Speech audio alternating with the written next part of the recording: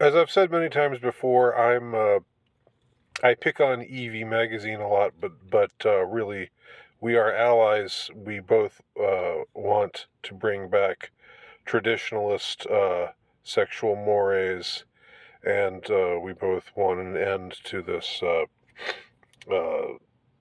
whole current state of things. The the erosion in morals uh, and in every other metric, basically, in the West since the promotion of the sexual revolution by the elites back in the '60s. Things have really gone to hell. On that, we both agree. But Evie is a magazine that's sort of geared towards young women, and so they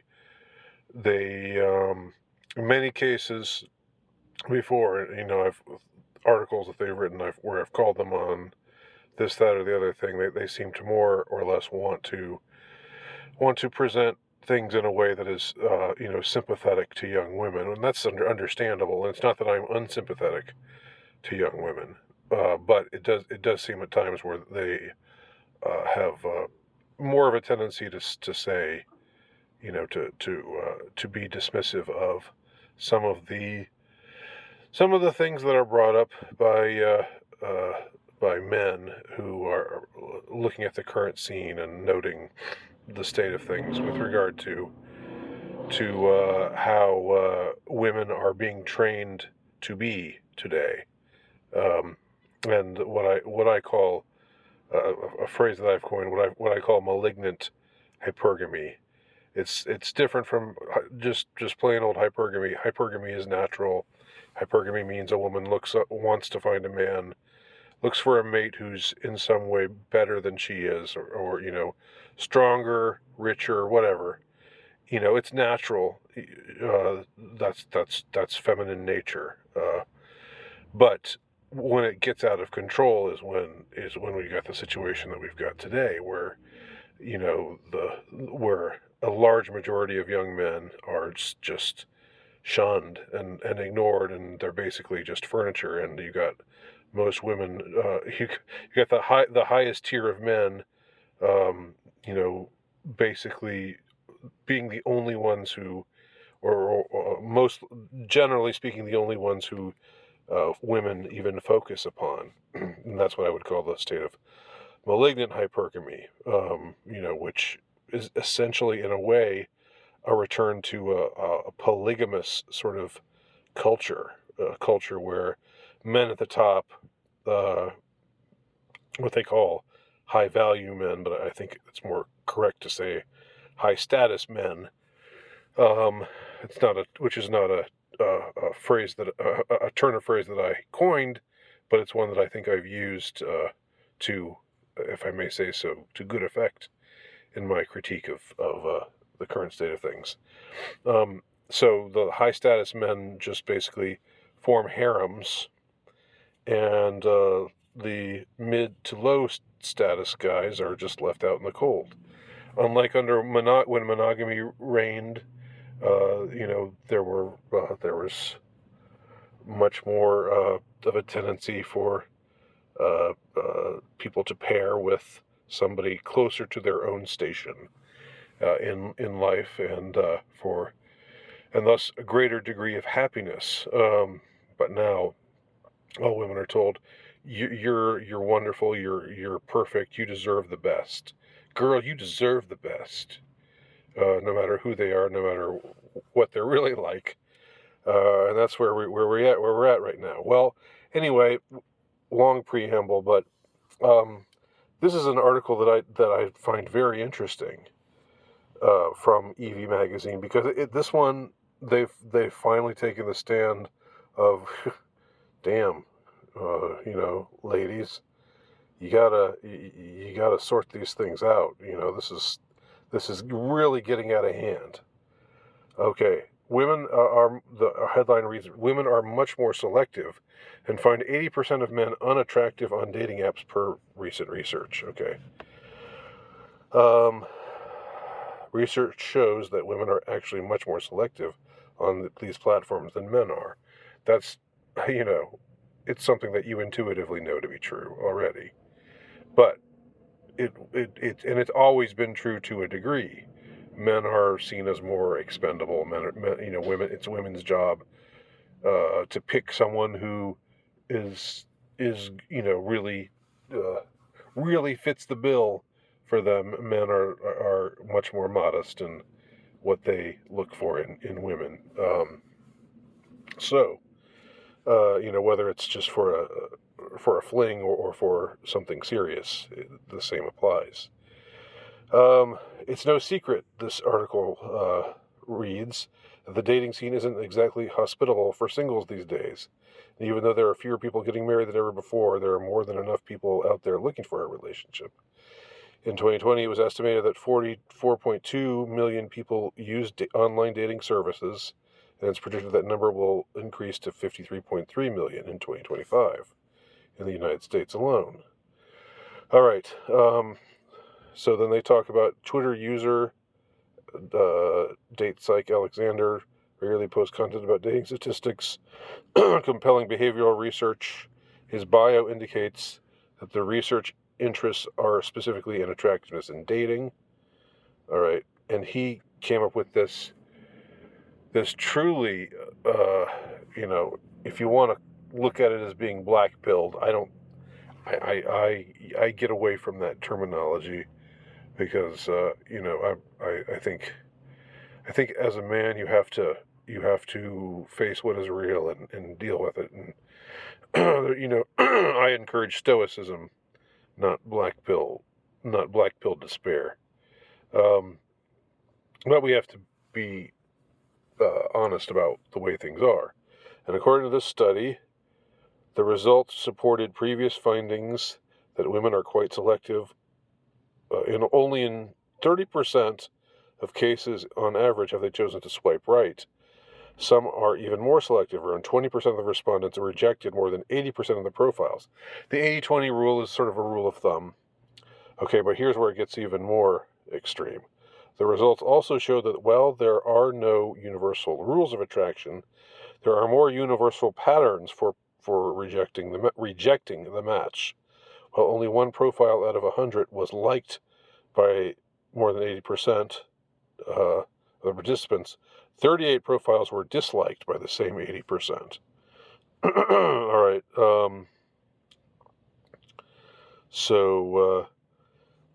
The study finds that women swipe left only 30% of the time. About 20% of all female dating app users turn down more than 80% of the potential male suitors. Okay. So then they even they even cite here a MGTOW guy, Better Bachelor. They even give a link to his discussion of this subject, which was something I was not expecting, because MGTOW have been put down by EV Magazine in the past, and other sorts of other types of male critiques, manosphere-esque critiques of the current state of the dating and mating scene. Let's just call it. They have tended to not be friendly towards these guys, even though they are this is a conservative journal, and they're not anti-male in the way that the standard feminists are. So here they talk about how this in this video, popular YouTube channel Better Bachelor posted a similar video explaining how women are only selecting the top 1% of men to be their potential mate, demanding that their future husband have a six-pack, a six-figure income, a fancy car, a fantastic sense of humor, among other things. Meanwhile, an OkCupid study found that women find 80% of men unattractive on dating apps. Alexander also pointed out that on Twitter, women generally aren't interested in huge age gaps. All right, that's a little bit. That's getting a little bit off the course of what I'm wanting to discuss, even though it's an interesting thing. It's an interesting factor as well. Women are selective in this environment, Alexander writes, tweets. Matches aren't evenly distributed across male profiles. Attractiveness reported as a top factor for selection. Okay. So, again, as was, in the before times when you could still have a sense of humor and point out certain uncomfortable truths, there was a Saturday Night Live sketch that's very funny that featured Tom Brady. This is back in 2005. And it was Tom Brady and the guy who was on Portlandia. I can't remember his name right now. But anyway, it was a sexual harassment video, and they showed Tom Brady come up to one of the women and say, "Hi, Martha, you look hot today. You want to have lunch?" And Martha says, "Okay," and just is instantly taken with him. Then they show the homelier looking guy, the more normal looking guy, say the exact same thing. "Hi, Martha, you look hot today. You want to get some lunch?" And then Martha's response is to hit the sexual harassment button. And the advice that this video gives are for men are to avoid sexual harassment charges. 1, be attractive. 2, be handsome. 3, don't be unattractive. I'll see if I can find that video, because again, this was before such fare became verboten. But we all know that it's true. This makes the conclusion of this article states, and this is written by a woman. I want to give credit where credit is due here. This makes many people feel less sympathetic to the women who complain about the lack of success they've had on dating apps. At some point, they have to admit that they're not helping their chances by being hyper-selective, especially if they're not in the top 1% themselves. Whoa! That's a bit. That's a bitter truth pill. That's a jagged little pill. Sorry, my voice broke. I lost my masculinity because I was so impressed there for a moment. So Gina Florino, this Italian gal who wrote this, she really laid it on the line there. She basically said, "Look, girls, you're complaining about not being able to find a man, but there's men all over the place who are good guys, who are there for the taking, but you just want the best. You want the best of the best of the best.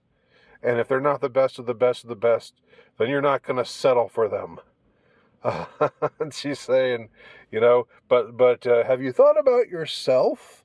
You're probably not in the top 1% either.